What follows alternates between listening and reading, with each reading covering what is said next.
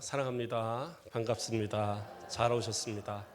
예, 오랜만에 또 뵙는 얼굴들도 있고, 하나님 앞에 또 서로의 만남이 얼마나 행복하고 아름다웠습니까? 그렇죠? 주님의 주 안에서 이러한 우리의 교제가 또 계속되길 주의 이름으로 축복드립니다. 오늘 말씀의 제목은 순종입니다. 지난 주에 이어서 순종 두 번째 시간으로 함께 은혜 받고자 합니다. 순종이라는 것 한번 얼마나 생각해 보셨을까요? 순종은 그렇죠. 누군가의 요구가 있을 때에 그것이 좋든지 싫든지 그 앞에 그것을 내하고 이제 따르는 것, 그게 이제 순종이겠죠. 근데 우리가 순종을 말하지만 실제로 삶 속에서 어디까지 우리가 순종하며 살아갑니까?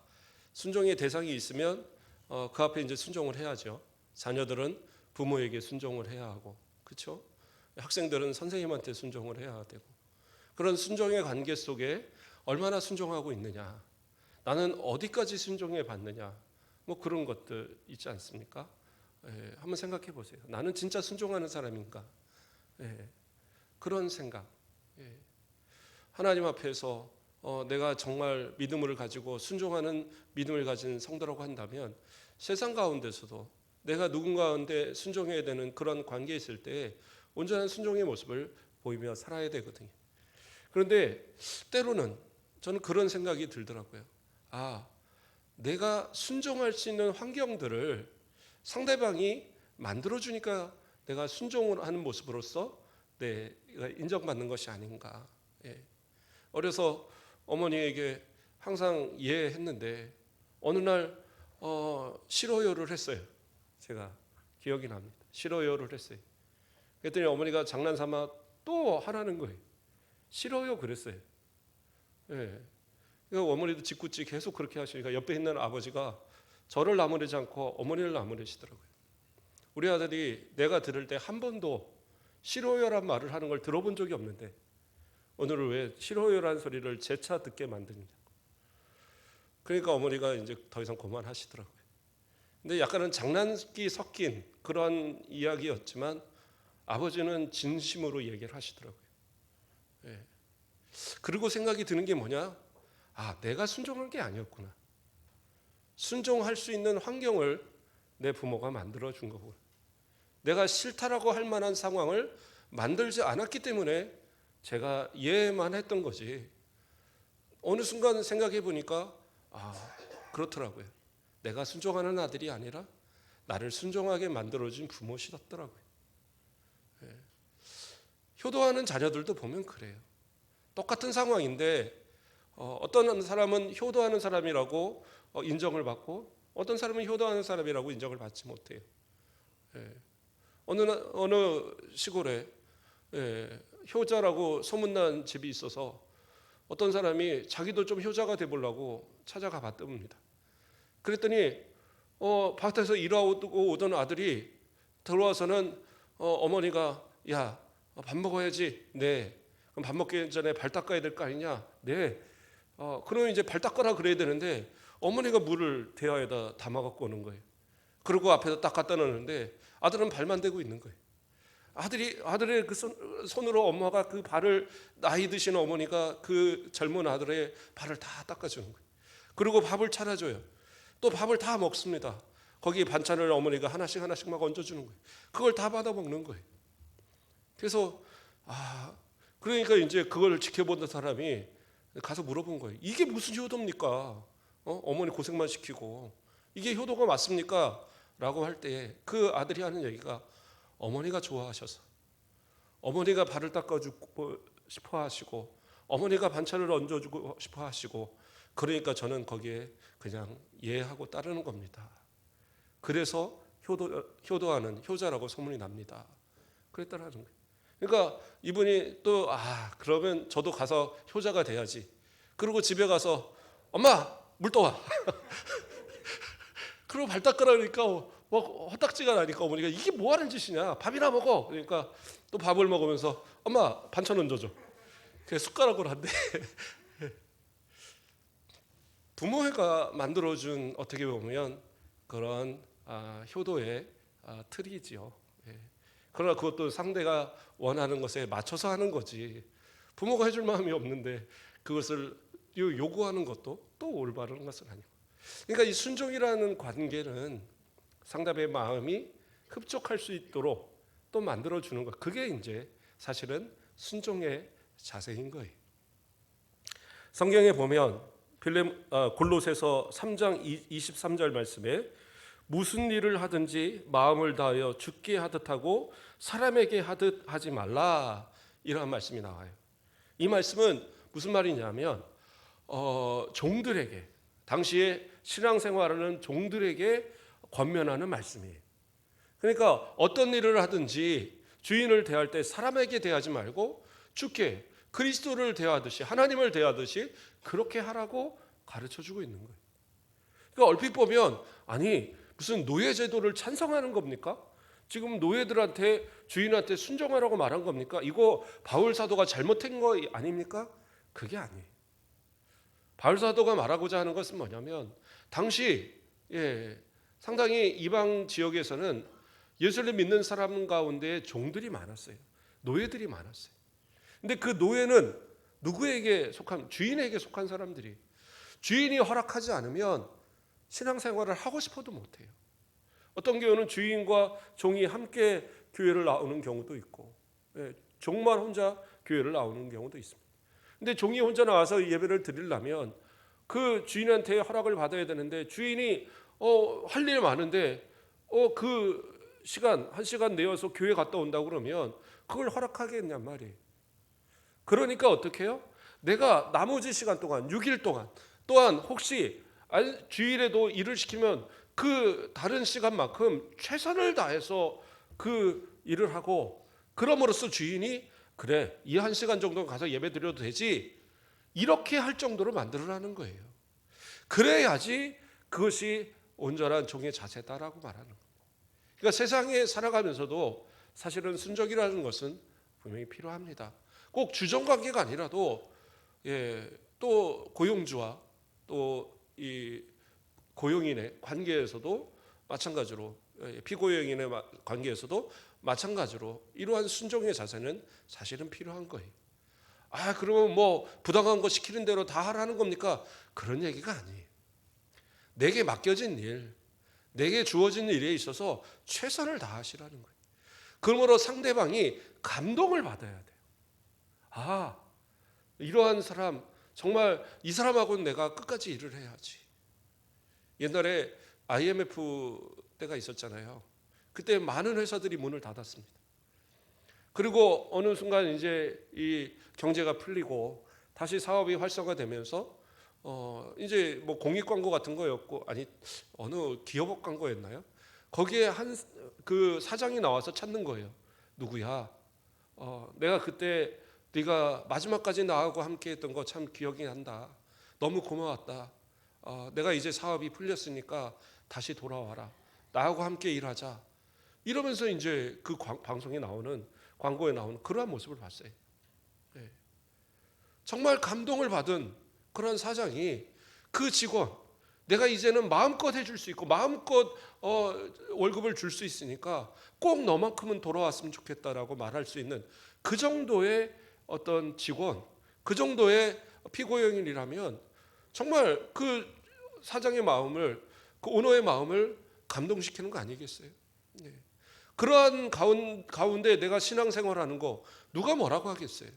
주의를 지키고 또 때로는 기도하기 위한 시간들을 달라고 할 때 그것을 왜 안 된다고 그러겠어요? 그런데 제대로 된 그러한 신앙의 모습을 보이지 못하면서 열심히 내어서 그 일하는 그러한 모습을 보이지 못하면서 때로 막 일이 급한데 꼭 뭐라 그럴까, 야근을 해야 되는데 교회 가야 된다. 또 뭐 주일날도 피치 못하게 일을 해야 되는데 교회 간다. 그래서 나는 안 된다. 이러면 욕을 먹겠죠. 그러나 최선을 다해서 그 일을 수고하고 다른 어떤 사람들보다 열심을 내면 그 직원이 아까워서라도 너는 교회 가, 신앙생활해 라고 인정해 줄 수 있는 거예요. 그러한 모습들이 있어야 된다는 거죠. 그러니까 세상에서도 사실은 그러한 주정의 감각은 분명히 필요한 겁니다. 그러면 아까 다시 말해서 바울이 그러면 노예 제도를 찬성한 사람이냐? 그건 아니에요. 주인들이 감동을 받아 예수를 믿고 그러면서 서로가 관계가 좋아지면 결국에는 믿음의 안에서 서로의 동등한 형제의 관계가 될 수 있다라고 생각한 게 바울이었어요. 대표적인 예가 뭡니까? 빌레몬서의 이야기잖아요. 빌레몬은 상당히 충성된 그러한 모습의 사람입니다. 그런데 그 종 오네시모가 큰 사고를 치고 도망갔어요. 그런데 그 종을 2차 저차해서 바울이 그 1차 투옥되었을 때 그를 만났습니다. 그리고 그에게 복음을 전해서 진짜 그리스도의 복음으로 변화가 되었어요. 그랬을 때에 이 오네시모를 어떻게 하느냐? 다시 빌레몬에게 보냅니다. 그러면서 뭐라고 해야 되느냐? 뭐라고 얘기하느냐? 더 이상은 종으로 대하지 말라고 그래요. 형제로서, 동역자로서 이렇게 대해주라고 그렇게 권면합니다. 그리고 실제로 성경에 나오지 않지만 내려온 전승에 의하면 그를 오네시모를 정말로 형제로 대하고 나중엔 그를 잘 신앙생활하게 해서 그러한 교회의 목사님으로 만들어낸 그러한 역사적인 그러한 전승이 내려오고 있어요. 믿음 안에서 전혀 그러한 그 관계가 될 수 없는 나는 주인이고 종인 관계가 이것이 형제가 되고 나중에는 목회자가 되고 그래서 목회자로 섬겨주는 그러한 관계가 된 그러한 모습이 되었다라는 거죠. 그러니까 바울 사도는 이런 것을 얘기하고 있는 거예요. 할 수 있으면 그러한 순종의 모습을 통해서 사회에서도 그러한 순종의 모습을 통해서 결국에는 그 상사도 전도하고 회장도 전도하고 사장도 전도하고 그래서 다 예수 믿는 사람들 만들면 그게 얼마나 복된 일이겠어요. 그러나 내가 좀 나태하고 내가 좀 게으르게 함으로 해서 하나님의 영광을 가려버리면 그들은 예수 믿는 사람은 다 절해, 예수 믿는 사람은 다 게을러, 예수 믿는 사람은 다 자기만 생각해 라고 생각한단 말이에요. 그래서 일을 할 때는 부당한 것이 아니라면 내가 이왕 일을 맡아서 할 것 같으면 최선을 다해서 그래서 내가 일을 할 때 오히려 아이고 좀 쉬면서 해. 당신은 좀 쉬어도 돼. 그 정도 일했으면 됐어라고 그렇게 인정받을 만한 그러한 모습이 돼야 되는 거예요. 물론 때로는 부당한 요구가 주어질 때가 있죠. 그러면 그때는 순종해야 되느냐? 그건 아니겠죠. 법에 저촉되는 일들. 요즘 보면 막 그래요. 뭐 정치권에서도 나오고 뭐 이렇게 나오는데 부당한 요구에 상사가 말한다고 그래서 그것을 막 해요. 근데 나중에 책임은 누가 지냐? 실무자들이 지는 거예요. 그리고 위에 사람들은 나는 모른대요. 쟤네들이 그렇게 한 거래요. 그러니까 어떻게 해요? 빠져나갈 사람 다 빠져나가고 밑에 사람들은 가서 쇠구렁 차요. 그런 미련한 짓은 해서는 안 되겠죠. 부당한 것은 해서는 안 돼요. 그래서 성경은 뭐라고 얘기하느냐? 빌립보서 1장 10절 말씀에 너희로 지극히 선한 것을 분별하여 또 진실하여 허물이 없이 그리스도의 날까지 이르고 이렇게 얘기하고 있어요. 그러니까 지극히 선한 것을 분별하라고, 지극히 선한 것을 분별하라고 말하고 있어요. 그러니까 내가 이 일이 올바른 일이냐 이 일이 아닌가를 분별할 수 있어요. 그래서 내게 부당한 어떤 요구가 주어질 때는 그것을 아니라고 말할 수 있는 것이 맞는 거죠. 범죄하는 일에 부모라 할지라도 범죄하는 일에 가서 너 망 좀 봐. 내가 저기 담 넘어가서 이런 것 좀 훔쳐 나올 테니까 너 밖에서 아들아 망 봐라. 그러면 그 아들이 망 보면 어떻게 돼요? 공범이 되는 거예요. 그때는 어떻게 해야 돼요? 아버지 안 됩니다. 이것은 하나님 보시기에 올바른 모습이 아닙니다. 우리 이러한 모습 이제는 버리셔야 됩니다. 라고 말할 수 있는 것이 올바른 신앙의 모습이 되겠죠. 그렇죠? 맞다고 뜨르릉 계속 그러잖아요.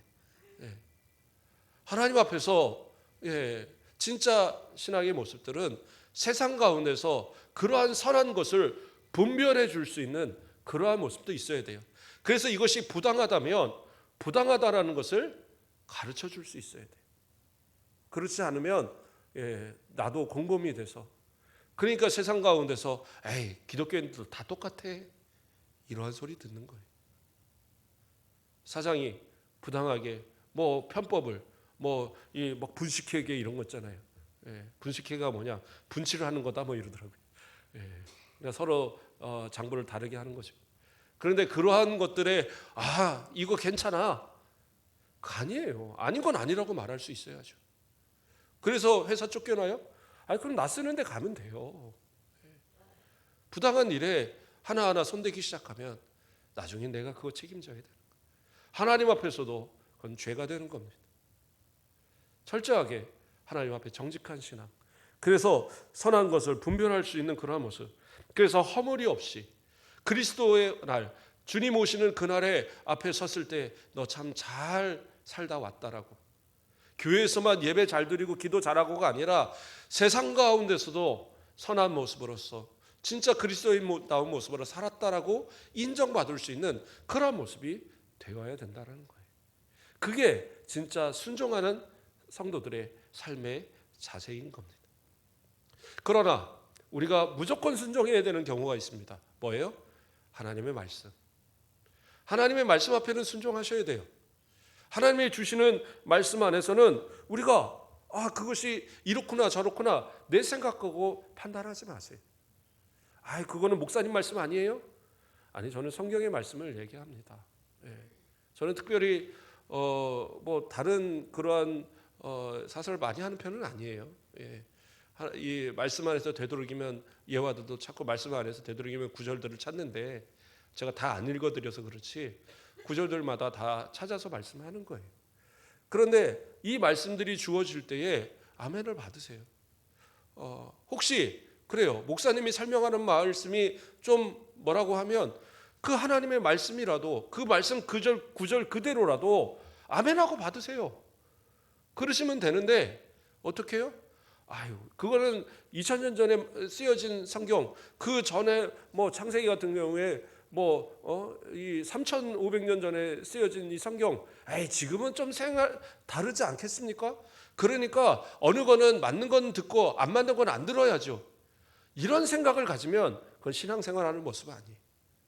하나님의 말씀이 우리 가운데 주어지면 아멘하고 받으셔야 되는 거예요.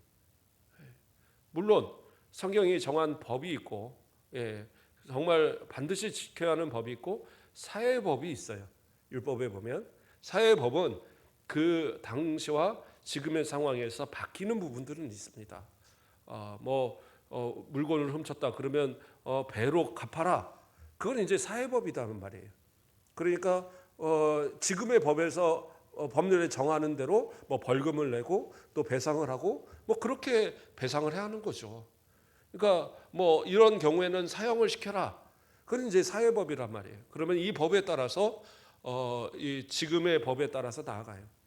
그러나 우리가 알고 있는 십계명이라든가 또 성경이 그 도덕적으로 이것을 정한 이런 법들, 이런 건 반드시 지켜야 하는 법이에요. 그것은 과거나 지금이나 달라질 게 없어요. 세상법에서 괜찮다고 했는데요, 그건 세상법에서 괜찮다고 하는 거죠. 그러나 하나님의 법에서 윤리적으로 도덕적으로 안 된다고 하는 것들, 또 하나님의 법에서 반드시 지켜야 된다고 하였던 것들은 지켜야 되는 겁니다. 자, 어쨌든 하나님의 말씀에 대해서는 그렇게 지켜야 되는 거예요. 나의 판단과 나의 생각을 떠나서. 오늘 본문의 이야기를 이제 좀 들어가고자 합니다. 오늘 본문의 말씀만 읽어보면 지금 아주 은혜로운 말씀이잖아요. 어떤 말씀이라도 좋든지 싫든지 그런 싫은 말씀이든지 다 그것을 들어서 그대로 순종해야 할 것이고 순종해야 복을 받는 것 아닙니까? 이렇게 이야기를 하거든요.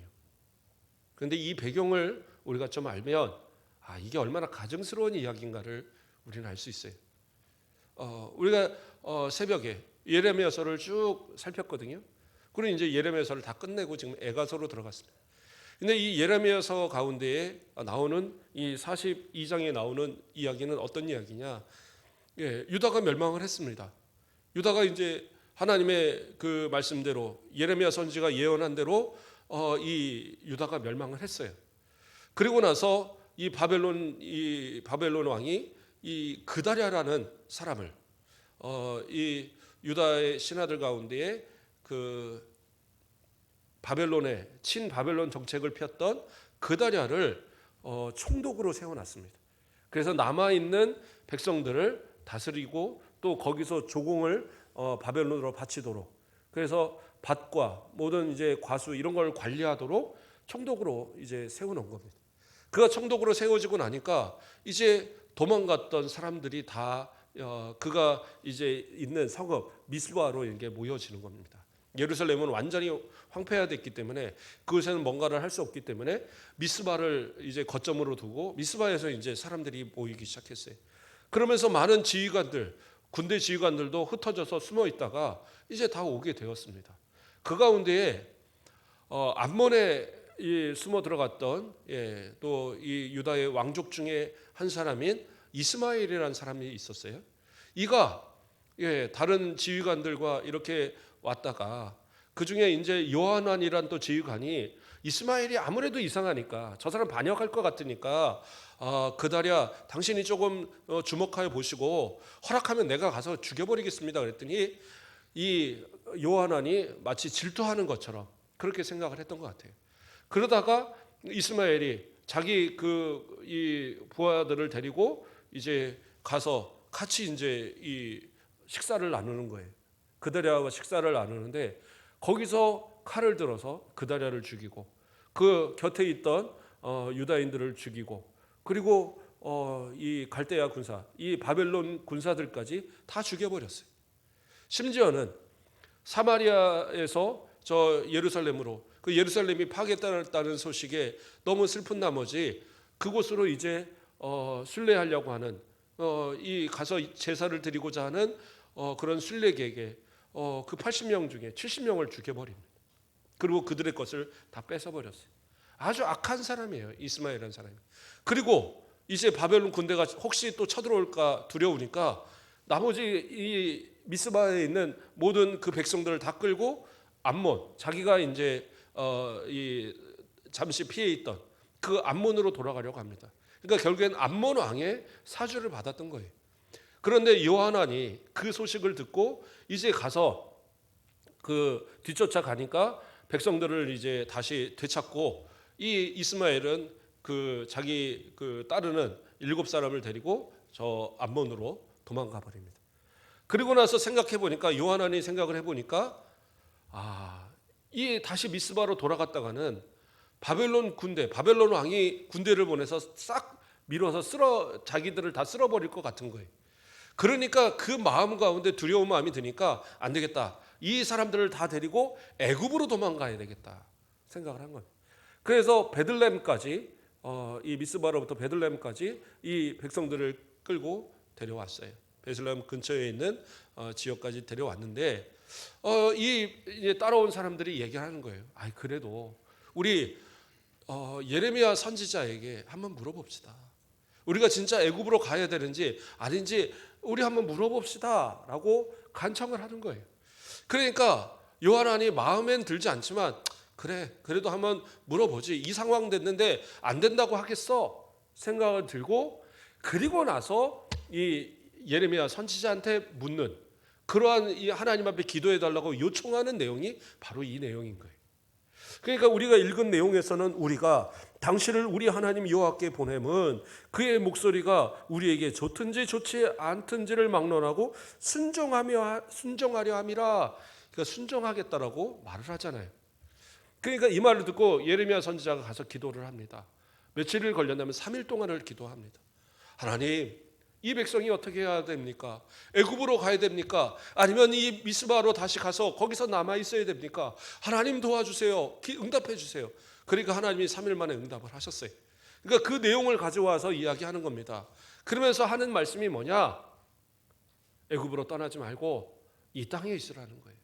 이 땅에 있으면 하나님께서 이 땅에 있는 가운데 복을 주실 것이다 라고 그렇게 말씀하고 있는 거예요. 그런데 뭐라고 그래요? 그 말을 쭉 듣는데 뭐라고까지 얘기하냐면 만일 애굽에 도망가게 되면 그 애굽에까지 바벨론 군대를 보내서 하나님이 그들을 다 잡아서 다시는 고향으로 돌아오지 못하도록 그렇게 만들 것이다. 그러나 순종하고 이 땅에 거하면 이 바벨론 왕을 하나님께서 마음을 움직여서 그 종되었던 사람들까지 다 돌아오게 해서 이 땅을 다시 회복시켜 주실 것이다. 그러니까 하나님의 말씀에 순종하라 얘기해요. 그런데 그때에 요하란이 뭐라고 얘기를 하느냐? 실컷 앞에서는 얘기했잖아요. 순종하십니다. 좋든지 좋지 않든지 순종하겠습니다. 그렇게 말해놓고는 그 다음에 뭐라고 하느냐? 예레미야 43장 2절에서 3절 말씀을 보면 내가 거짓을 말하는도다.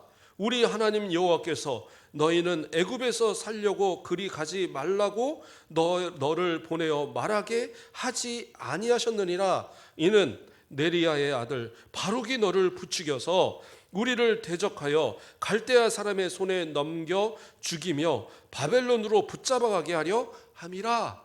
이렇게 얘기합니다. 그러니까 뭐라고 그래요? 실컷 다 따르겠다고 해놓고 하나님의 말씀이 주어졌어요. 예레미야 선지자를 통해서 주어졌어요. 근데 뭐예요? 저거 거짓말하는 거야. 저거 바룩 예레미야 선지자의 예언을 받아 적었던 바룩 있잖아요. 그 바룩한테 속아갖고 지금 둘이서 작당해갖고 우리를 바벨론 왕한테 죽게 만들고 또 잡혀서 저 포로로 끌고 가게 하려고 거짓말하는 거야. 그거 하나님 그렇게 말씀하실 리가 없어. 저 사람들 거짓말하니까 따를 필요 없어. 그리고 애굽으로 가는 거예요. 그러면서 그냥 가지 않아요. 예레미야 선지자와 바룩까지 다 끌고 그렇게 갑니다. 그런데 그러면 하나님께서 복을 주셨을까요? 복을 주실 리가 없죠. 물론 그곳에서 그들이 흩어져서 처음엔 정착을 합니다. 그런데 하나님께서는 계속적으로 예레미야 선지자를 통해서 돌아갈 것을, 하나님 앞에 회개하고 유다로 돌아갈 것을 계속적으로 얘기해요. 그래서 전승에 의하면 이 유다 백성들이, 애굽에 있던 유다 백성들이 더 이상 예레미야 선지자의 말이 듣기 싫으니까 갔다가 돌로 쳐 죽여버려요. 그래서 돌로 쳐 죽여서 예레미야는 바로 유다가 멸망한 뒤 1년 이내에 죽은 것으로 그렇게 내려와요. 그러나 그가 전한 말씀은 반드시 하나님께서 이루어 주시죠.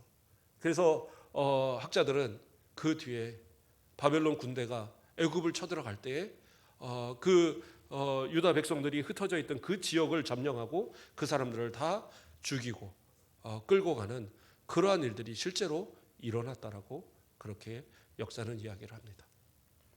하나님 앞에 순종 어떤 모습이어야 돼요? 내게 생각할 때에 이것은 나한테 좀 불이익이 있는데, 이건 내가 생각할 때 손해 볼 것 같은데, 이렇게 살면은 재미없을 것 같은데, 그렇다고 순종하지 않으면 그건 복이 될 수 없어요.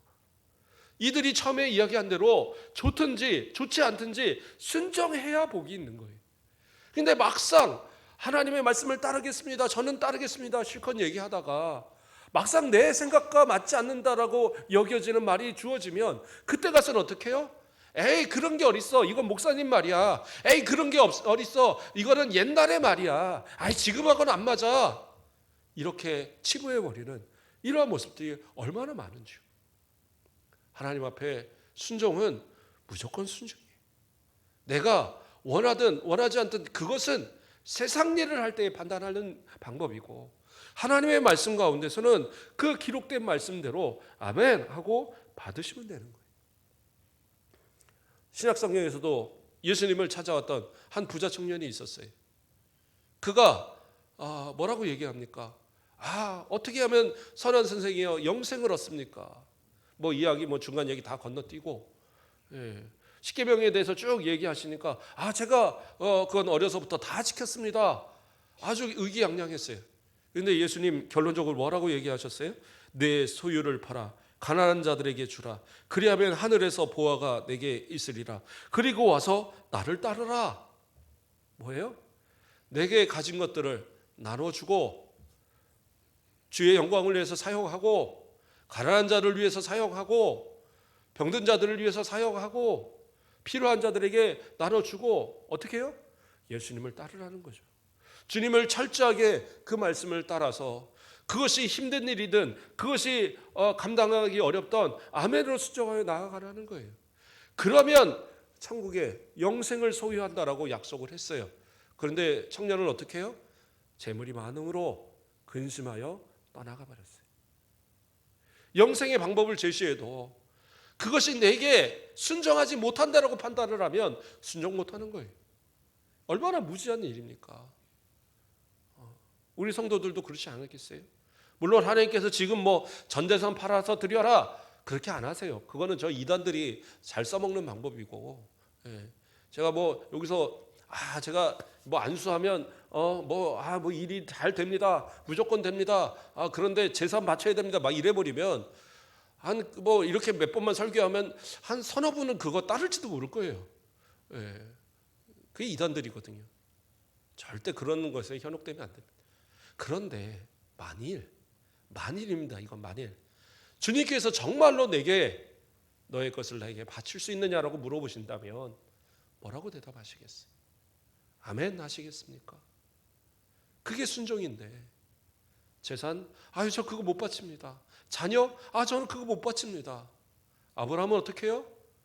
자기 아들, 그 백세에 얻은 아들 모리아산에서 드리겠다고 그 순종하려고 했어요. 그게 순종 아닙니까? 재물, 그거 하나님께 드리죠. 그게 순종 아니겠어요? 그런데 하나님께서 원하실 만한 일들, 또 뭐 교회에서 뭔가를 한다 이럴 때에 어떤 이들은 그래요. 뭐 이렇게 뭐 돈 들어가고 이런 거 맨날 합니까? 그냥 편하게 살지. 그렇게 하면 안 되죠. 교회는 뭐 하는 곳이에요? 쓰는 곳이에요. 우리가 먹고 사는 곳이 먹고 즐기는 곳이 아니라 쓰는 곳입니다. 뭐 하는 거예요? 선교하고 전도하고 구제하는 일에 쓰는 곳이에요. 그러므로 물질도 필요한 겁니다. 그래서 뭐 제가 헌금을 강조하거나 그런 게 아니에요. 그러나 내 마음에 하나님이 주시는 마음이 있으면 순종하는 겁니다. 그걸 가지고 내가 못한다고 해서 그것으로 다른 사람을 비방하고 그럴 이유도 없어요. 그건 믿음 따라 하는 거니까. 자원하는 마음으로 드리는 것, 즐겨내는 자를 하나님 기뻐하신다고 그랬죠. 그러니까 이건 시켜서가 아니라 자원, 말 그대로 자기가 하나님 앞에 자원하는 거예요. 자원하는 것조차도 못한다. 그리고 자원하는 사람들을 비방한다. 그거는 올바른 모습 아니죠. 그러나 어쨌든 하나님 앞에 순종할 수 있는 믿음의 자세 대단히 중요하다라는 거예요. 옛날에 목사님들이 자주 설교하던 설교 그런 얘기들 하시더라고요. 첫 번째 생각은 하나님 주시는 생각, 두 번째 생각은 내 생각, 세 번째 생각은 마귀가 주는 생각. 사람들이 아까운 생각이 들기 시작하면 순종 못하거든요. 생각하면 생각할수록 안 되는 일만은 찾아요. 빠져나갈 일만 생각을 해요. 어떤 분들은 저는 뭐 그냥 항상 세 번째 생각인데요. 그게 올바른 모습입니까? 아니에요. 하나님의 말씀에 아멘으로 순종하시고 내게 주신 마음이 있다면 순종하는 게 맞는 것이고 그 말씀을 따라서 살아가는 자가 복을 얻는 것이고 그 모습을 복받는 모습을 바라보면서 자녀들이 그것을 보고 우리 아버지가 신앙생활 하더니 이렇게 복을 받는구나, 우리 어머니가 이렇게 기도하고 순종하더니 이렇게 복을 받는구나, 그리고 그 자녀들이 그대로 따라가는 거예요. 많은 것으로 돈을 남겨주고 그들에게 많은 것을 가르쳐줬다고 그래서 잘한 부모라고 칭찬받는 게 아니에요. 많은 자녀들이요, 부모 죽이고 싶도록 밉다라고 하는 자녀들이 정말 많아요. 정말 많습니다. 깜짝 놀랐어요. 제가 수련회 갔다가 그 연합수련회 갔다가 손들으라고 그러니까 부모 죽이고 싶다고 생각했던 사람은 손들으라고 그러니까 그 몇 명 안 되는 애들이 절반이 손을 들어버리더라고요. 그 아이들의 생각이 내 자녀들은 아닐 것 같아요. 왜 그런 모습을 보입니까? 목사가 목사다운 모습 못 보이니까. 장로가 장로다운 순종의 모습을 못 보이니까, 권사가 권사다운 믿음의 모습을 못 보이니까 안수입사가 안수입사다운 그런 믿음의 순종을 못 보이니까 그러한 모습들을 나타나는 거예요. 자녀들에게도 믿음의 모습 보이셔야 돼요. 순종의 모습 가르쳐 주셔야 돼요. 억지로가 아니라 본으로 내가 정말 이렇게 신앙생활하는 거나 하는 것을 보여주세요. 겉으로만 거룩한 척, 그리고 집에서는 뭐 자녀들 맨날 때리고 이러한 부모 되지 마시고, 하나님 앞에 순종하는 것처럼 집안에서도 정말 그리스도의 사랑으로 순종하시고 서로를 섬기고 이러한 모습들로 살아가면서 진짜 아름다운 가정 만들어 가는 거예요. 말씀을 정리하겠습니다. 순종하면 하나님 복을 주셔요. 때로는 그래요. 목사의 말이 마음에 안 들 수 있어요. 혹시 내가 잘못 전했으면 하나님 앞에 죄가 벌 받을게요. 그러나 순종하는 자는 반드시 복을 받습니다. 왜요? 엘리 제사장, 어떻게 보면 부족한 그 제사장, 말씀이 희귀한 시대에 하나님의 응답조차 받지 못했던 엘리 제사장이지만 그가 한마디 던진 말을 한나는 순종하였고 하나님의 약속으로 받았고 결국에는 위대한 사무엘 선지자를 낳는 기도의 어머니가 되었어요. 믿음으로 사십시오. 순종으로 사십시오. 하나님의 말씀을 정말 가감없이 받고 아멘으로 받고 순종하시고 그 모습이 우리 자녀들에게 전해지고 그 모습이 세상 가운데서 보여지고 그러므로 우리의 이 순종의 삶을 통하여 많은 사람들이 감동을 받고 주님 앞으로 나아오고 우리의 자녀들이 감동을 받고 주님 앞으로 나아오고 우리와 관계하는 모든 사람들이 저 사람은 참으로 그리스도인이다라고 인정할 만한 예수님 닮은 순종의 사람들 되길 주님의 이름으로 축복드립니다. 기도하겠습니다. 사랑의 하나님 감사를 드립니다. 우리를 사랑하여 주시고 날마다 하나님의 은혜 가운데 믿음으로 살아갈 수 있도록 순종으로 살아갈 수 있도록 은혜 주심을 감사를 드립니다. 입술로만 우리가 하나님 앞에 순종하겠다 말하는 자들 되지 말게 하시고 좋든지 좋지 않든지 하나님의 말씀을 받을 때에 아멘으로 순종하는 우리가 되게 하셔서 약속하신 모든 복을 믿는 자에게 순종하는 자에게 주시는 복을 받아 누리는 우리 모든 성도들 되도록 축복하여 주시옵소서. 감사합니다. 예수 그리스도의 이름으로 기도드립니다. 아멘.